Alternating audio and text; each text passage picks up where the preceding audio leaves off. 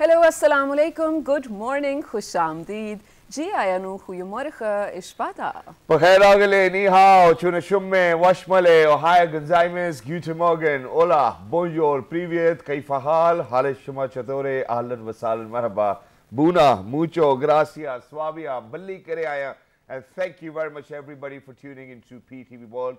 You're definitely watching World this morning alongside the very fantastic, amazing, smashing, and a very charismatic personality. Ladies and gentlemen, the name happens to be Ms. Shiza Hashmi, and I happen to be Shahzad Hassan Khan, and we hope and pray that everybody out there in 46 different countries, in fact, all over the world, are ready to kickstart their day with us. Hello, Shiza. How are you doing today? I'm doing great. Thank you so much for asking.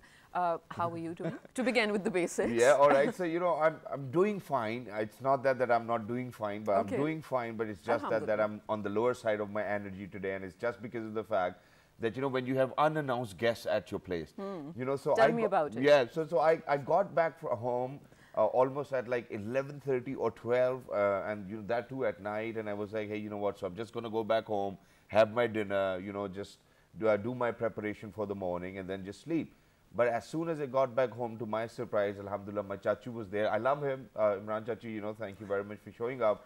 But then, you know, while you sit down with your family and your other members, you obviously have too much to talk about.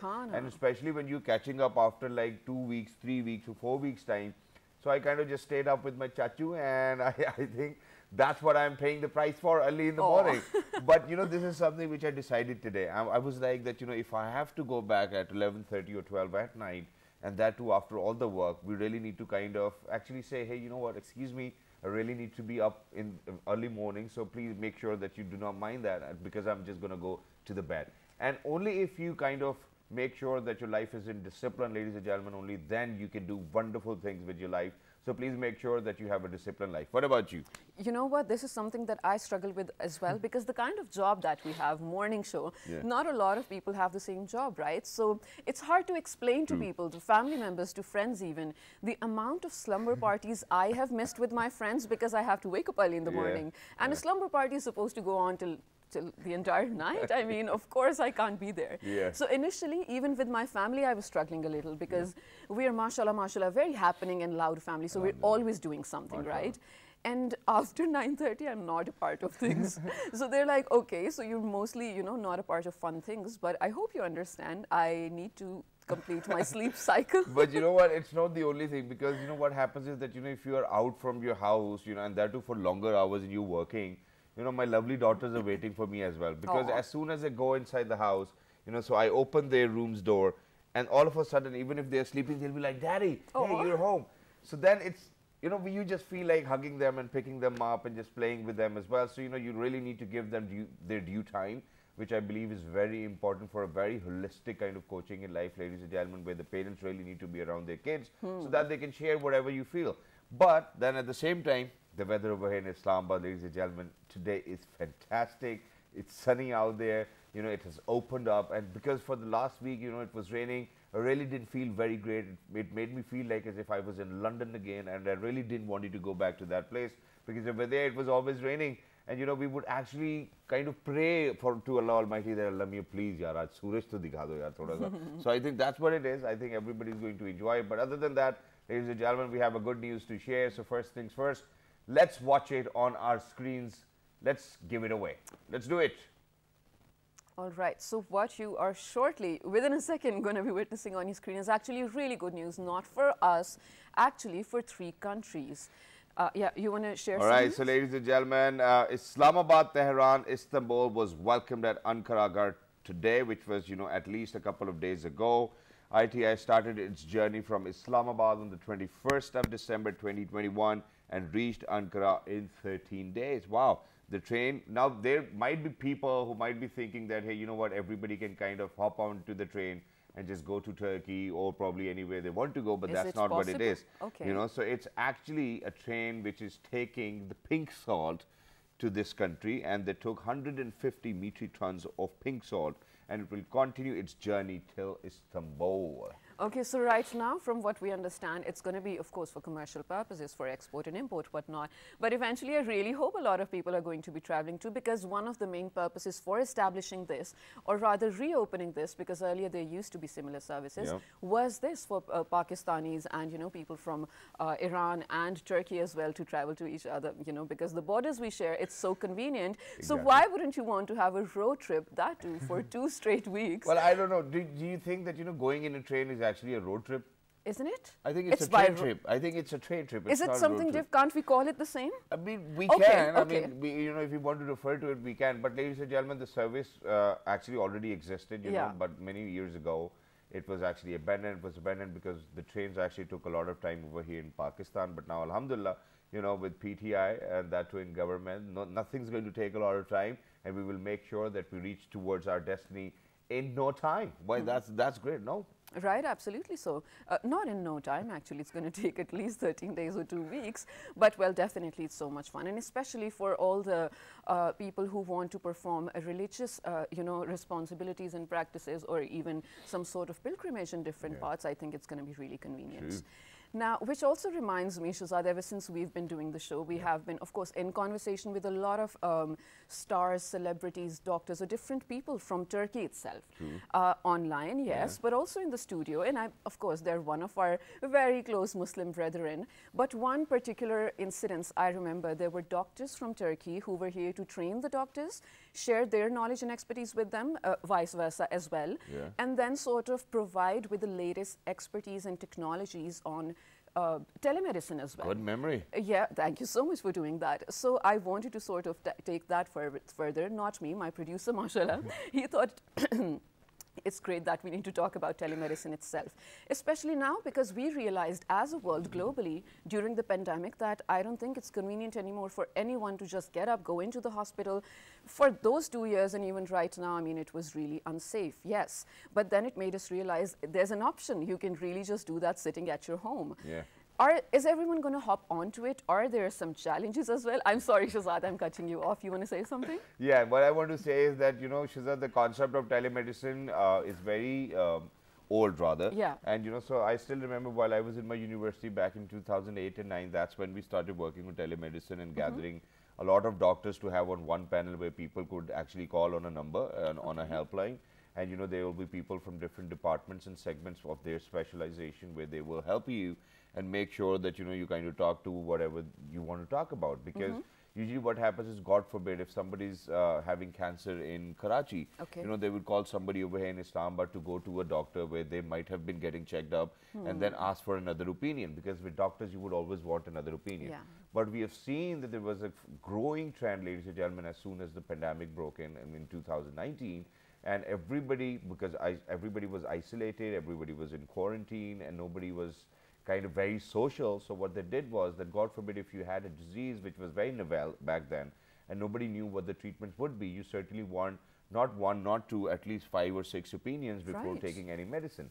So, ladies and gentlemen, that's where telemedicine helped us. And not just in terms of medicine, I think it helped us in terms of education or learning management systems as well. And all of these things, when incorporated, I think that's where we call it telemedicine, because telemedicine includes a lot of education, a lot of specialization. And then at the same time, I think the most people are scared of is about that, you know, for example, you call a doctor, you're like, because over here in Pakistan, the normal, I think, when history is given, Hanji, aapko kya hua?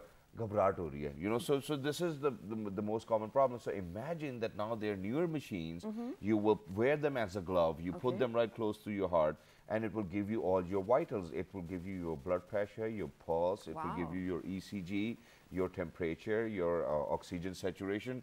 So that's what we're talking about, that where have we advanced. And the best part is, ladies and gentlemen, to kind of have an interest in a field, it's not really important that you specialize in the field. All it takes is the passion and dedication, and such is an example we will be sharing with you today. So we're very lucky that we've actually been joined by somebody who, first of all, ladies and gentlemen, happens to be the former member of Competition Commission of Pakistan. He's the former DG PTA. So if there are people who are actually looking forward to kind of unlocking their cell phones, I think he's the guy you can ask what to do. But ladies and gentlemen, he is Dr. Muhammad Saleem. Hello, sir. Assalamu alaikum. Good morning. Wa alaikum assalam. Thank you very much. I really very happy to see you. so lively program. I Thank have you so much. been here, and this is really fantastic. Thank you very much, sir. And thank Although I have very few times I have seen this watch from the TV, yes, sir. but looking to you and your passions, this is really a good program, and I believe we have a good knowledge sharing, Thank you very much. which will be helpful to the general public. Inshallah, sir. Although, as you have already pointed out, this is my not directly field. I am not a medical doctor.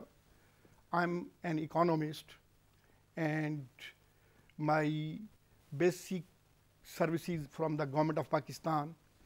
I did my PhD in economics. Thereafter, I served Ministry of Planning, Ministry of Finance, Ministry of Commerce, and thereafter I joined Pakistan Telecommunication Authority when it was established in 1998. Wow. And I served there as a director economics. MashaAllah. And I have also the opportunity to serve government of Oman for about 10 years as economic advisor. Wow. And I feel proud that I'm the key person who established their Telecom Regulatory Authority. And sir, That TRA. yeah, and sir, Wow. since you mentioned about Oman as well, so you just a simple question. Kaifa hal? Alhamdulillah. Alhamdulillah, alhamdulillah. Kullu tayyib. Will Kullu khair. in Sir bhai. But sir, now to get started with this, now I think this is the most amazing part of it, because you just mentioned that you're a PhD in economics as well. So for somebody to be a PhD in economics, picking up on an industry which will be an industry is something where everybody needs to look for an opportunity. So why in the first place you went after telemedicine? You know, okay, PTA, that's a very different story, Pakistan Telecommunication Authority, and then going to Oman, and then, you know, their telecommunication authority as well. But why did you go after telemedicine in the first place? Actually, this is very interesting story. My one old friend, like class fellow in metric, he did master's medicines, and he is in United States, Las Vegas. All right, sir. And my other friend is in Chicago. They are working on the telemedicines. All right. I have the opportunity to have long discussions on them, and we have a couple of meetings in USA and here in Pakistan. They were interested that I should start some activity learning the telemedicines and start this project in Pakistan. So actually there was an interest to read about what is the telemedicine and how it works in Western countries, and why in Pakistan we cannot start, and we will provide an opportunity to the general public. They should be very much well aware of the benefits of the telemedicines. So I started learning on that. All right. And being a student, still I feel a student, I'm still learning, but this is really a very, very impressive field, and I feel if someone come up and try to apply all those things in Pakistan, our people will be very, very much beneficial from that. Wow. Right, absolutely. We agree with you. Now, here's the thing, sir. Over a period of time, we have had people, especially, you know, medical doctors, of course, here, who did, probably on their personal behalf, they did establish sort of some telemedicine clinics as well, okay? Maybe the organization not itself, but then there were also some proper website and institutions rather, which went on with telemedicine. So where you say that you want to make it public, to me it sounds like it's the public or the people that need to be schooled on this, because most of the doctors are trying to hop on it. So in that realm, what is it that we need to teach the people? What are some of the gadgets or the resources that the people need to have, or, you know, technology? And sir, before you answer this, there's one more addition to it, and that is that, you know, moving in this direction, because what the question she's asked, I think it's very imperative and important as well at the same time. But we really need to know that, do you think that kind of having a replacement where, you know, earlier there was a setup where people would go and meet the doctor in person will be better than, you know, the actual setup? You know, for example, just calling a doctor and presenting or saying, you know, so the doctor cannot actually even visually see you, and you're like, hey, you know what, sir, I think my blood pressure is not right and things not right. Which one do you think in the first place is better? Let's talk about that. First of all, actually, I want to clear this concept. In Okay. Pakistan, we have a concept of telemedicine, and which is available at that time. It is just a phone call. You have a contact another side to the doctor, Yeah. or you have audio calls. True. Actually, this is not a proper telemedicine. All right. Telemedicine is a concept of which actually you cannot replace physical doctors, but we want to bring so close, so everything will be in a real time basis. All right. That is the concept of telemedicine. And especially with the COVID-19, that has brought challenges, also bringing the opportunities for, especially with the healthcare sectors. All right. Three things which actually made it possible, I would like to explain you. One is the last decade, there was marvelous progress or development in engineering. Yes. And the other thing which is also very much important is the data. You have heard about the name big data. Data is also rapidly increased, and the pace which is increasing the data is also a significant contribution to analyze all the medical things and other as well. And third is the wireless technologies. These three things make it possible you will be able to apply the telemedicine for the people who are living in the remote areas, but they feel they are sitting just in front of the doctor. So let's talk about all three of them. Let's talk about the data. Let's talk about all of these wireless devices which are out there, because we might have a few pictures of those wireless devices as well. So, whenever they are ready, we'll actually let you know. But let's talk about the data. So how do you think that the data is going to help? Yes, first of all, you have heard about the name of Internet of Things. Yes. And big data. These are the two tech. And I am very much familiar with this concept because I am working in the telecommunication sector. And especially, first of all, I will touch the engineering progress. All right. Actually, the physical or the material development is so advanced. So now you have the sensors. The tiny sensors are available, which tells you not only about what is going on, what you are looking into in live, but what is going in inside your bodies. All right. Those are the sensors which have developed a lot. I will explain later on. Okay. Second thing is, which I talk about the data, because when there's a big data, you will be able to analyze the data. True. And on the basis of those data, you will be able to diagnose different diseases and their prescription about the medicines. True. And third is the wireless technology. That made actually huge possibility in the Pakistan when we come from 3G to 4G, and we are also looking forward with in very near future 5G as well. I think that there are a couple of problems with 5G these days as well, because the US was actually about to launch it. They said that it can actually kind of hinder the processes within when the airplanes are landing and whatnot. But sir, but there are some obviously pros and cons. But as sticking to telemedicine, sir. Now what I really need to know is that when we talk about data, I think because each one of us has been to a hospital, once in a lifetime or twice, and I kind of go very regularly. I want to have my checkups done regularly. Now, what I see over there is that when we talk about data, so we have this file system going on in almost every hospital, where the gentleman is going to go fetch a file, come back, takes 30 minutes or 40 minutes, or puts that file right in front of the doctor. So what we are trying to say over here is that with the help of Internet of Things and with the help of these massive data, what we really need to do is that we need to have a centralized system where this data will be stored, and each and every one of us says medical history needs to be there. EMRs. And to have it collectively, don't you think that the public, private, and everybody, almost every stakeholder of the system really needs to be on the same page? So what are we doing in terms to get them on the same page so the data is readily available for everyone? Actually, this is again a very debatable thing, data. Data collection, as you know, that everywhere, whenever you go, even if you go to the general store, you just give some information about your. True. So your data is not now a confidential or like that. Everybody have the data for every person. In this area, especially when we talk about the telemedicines, your history is already there. I give you simple example, like USA. There is a road accident. Yes, sir. And if there is a road accident and the helicopter reach there, pick up that patient into the helicopter. Meanwhile, all the history about the basic vitals is transmitted to the nearby hospital. Immediately, yes. And the hospital has already all the data about the patient, about his history as well.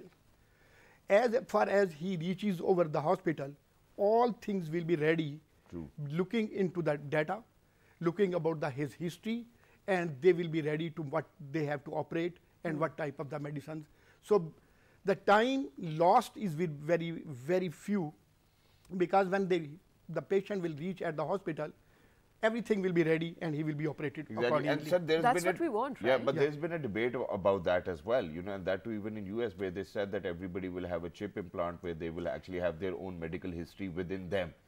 Now, for us, you know, we are the 90s kids, sir, where we have actually seen moving from a tape recorder to a CD, then to a Bluetooth device. And, you know, so there are many things. For example, we have seen a classroom move from a blackboard to a projector. Yeah. You know, and, you know, we have seen battery cars coming in now as well from engine cars. So the transition, and I think you have witnessed that too as well yourself. Do you think that the people are ready to implant a chip where we certainly do not go for a backbone surgery or any other minor surgery? Humne nahi yaar ye surgery karani. So how do you think we'll change this mindset? Or is it the only option? I'm coming to bed again, the sensors. True. There are two types of sensors, but I can say three types. All right. One is the physical, like transplant. All right. If you have a knee transplant, if you have liver transplant, if you have kidney transplant, they put a chip on there, a sensor there. Okay. So now you not need to go inside your body, outside the body, every progress is being watched by the doctor. All right. He is looking how performing your knee, how performing your liver, how performing your kidney, number one. Number is the mobility. All right. You have seen there's a sensor there, even in the watch, your mobility is already recorded there, your motions are recorded there. 10,000 steps every day. So, and third, which is very important nowadays, that is called small, you can say, like a tape. All right. If we put the tape over here, that will get your all basic parameters. I think we have pictures of that tape as well. So we have pictures of that tape as well. So can we please share the pictures? Meanwhile, Dr. Saab is actually telling us about that technology as well. So please continue. Yeah. So that actually, that will give you your blood pressure, your blood chemistry, your diabetic sugar level, your oximeter. As I told you, there is a small device is available. I have that one. If you put on your palm and place over here, you can read your ECG. You can look into your blood pressure. Yeah. You can have the oximeter, oxygen level, and temperature, and all these are available. All right. So this is not an issue at all. Now that all the chips or the senses are there, you put the sensor and you will be able to. I have seen one real demonstration when I was USA. They used some sort of gloves, and doctor sitting in USA is observing what is going on with the patient.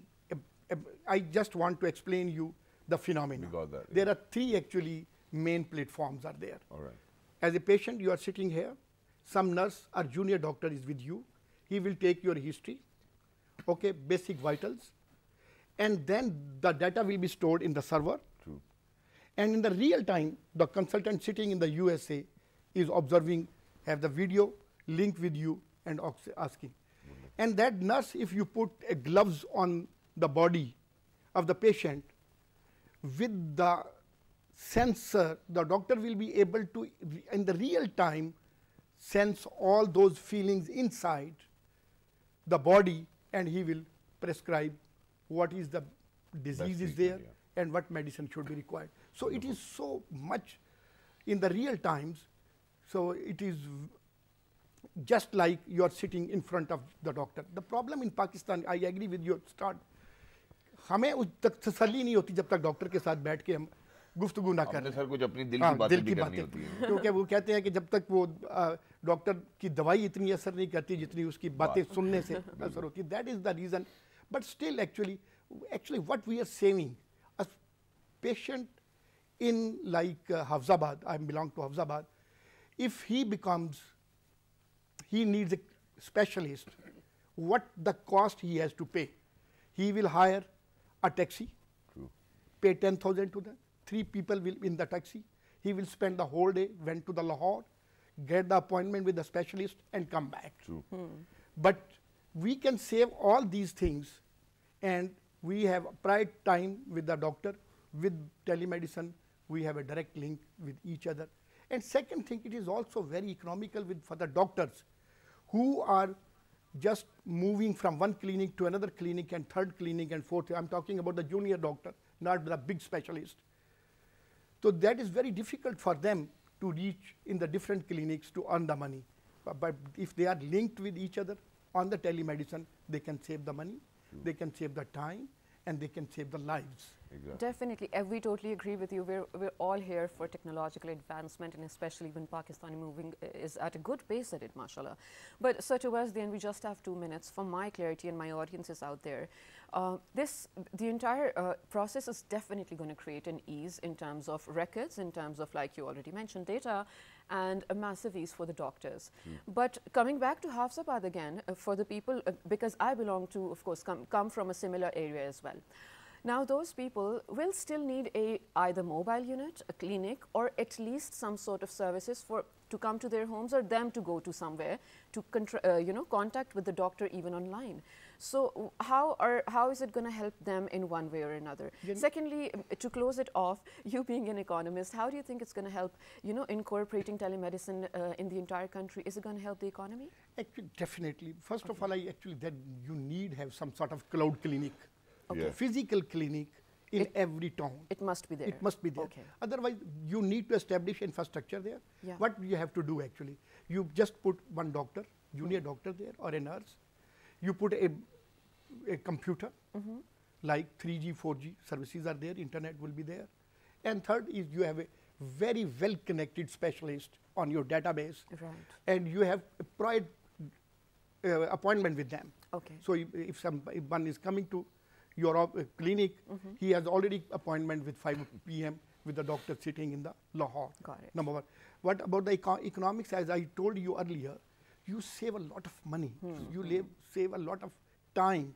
And the people cannot afford 20,000 or 15,000 to see the doctor, a specialist at Lahore. You just pay 1,000 in the cloud clinic, and you will be having interface with your specialist sitting at Lahore, and you are at Hafsabad. Right. Exactly. Brilliant. And that's what we want as well. But thank you very much, Dr. Saab, for being with us. Lovely to be in conversation. And we really want that to happen, because I have a similar story to share, because I go for my treatment to Christie's Hospital in Manchester. And so when the pandemic broke out, while I was there in 2019, so every doctor was more inclined towards looking after people who were from the origin of the same country as well. So they said that, hey, you know what, we are actually going to have a Zoom session with you. So he asked me to get a few blood tests and reports done. I did that, emailed it to him, and then afterwards, while he was reading the reports, he was looking at me as well and having a conversation. Saved me a lot of money, a time, so because I had to go from Birmingham to Manchester for that as well. So I think it's great. And God forbid if there's an emergency, obviously you need to rush to a hospital. We're talking about cases where, God forbid, in near time you want to kind of have another opinion from another doctor, because over here we have this cultural aspect where people are like, yeah, let's call somebody in US and ask what do they have to say, because we know that they are a little more advanced in terms of medicine as well, and this is the way forward, because God forbid another wave, another variant of COVID will be coming, ladies and gentlemen, sooner or later, because it's not going to go anywhere, and with Omicron everybody knows that. So I think telemedicine will be the way forward, and if it's an economist saying that, I think everybody needs to kind of invest in it as well. Just to kind of let you know before we wrap it up, so what happens is that when we have that cloud clinic, so they will actually have a lot of doctors on their panel. You pre-book an appointment, you go to their place, whatever, or either, I think in days to come, because with China and massive production, they will actually have those gloves with everyone, because now with COVID, everybody had an oximeter. Everybody knew how to check their oxygen saturation levels and how to kind of go about, God forbid, if the oxygen saturation levels drop as well. So in days to come, ladies and gentlemen, we are actually talking about in real time, getting checked by a doctor, somebody sitting in US or somebody sitting in Lahore or Karachi as well. Right. But with that? Yeah, so we're talking about consultation, of course, and diagnostics for that matter, which does come in primary or sometimes secondary care as well. But in terms of, surgery, I think we will still need a doctor. touch. Yeah, obviously, no, but with surgery, we have robotic arms. And I think one of the first few who actually got a robotic surgery done, and we call it a keyhole surgery, ladies and gentlemen. They actually insert a robot arm, very small one with a suction and a scissor. They go in, cut something which is extra and suck it out. That's it. And I've gone through that as well, and it's perfect. It works very fine as well. Me too, with my appendix. But on that note, ladies and gentlemen, we're heading out to a very short break. We'll be right back, of course, with my cup of coffee. But when we come back, we have to talk about something so important. And this, to be honest, Shahzad, in light of the atrocities that the locals were pulling off in the Murray situation that Shahzad and I were discussing yesterday, because I feel like, personal ethics and morals are something that need to be revived. Exactly. Generally speaking, please, no targeting whatsoever. So let's go for a break, and when you guys are back, we'll actually be in conversation with somebody who happens to be a chairman, and of what is something we'll be talking about. Good morning. Stay tuned.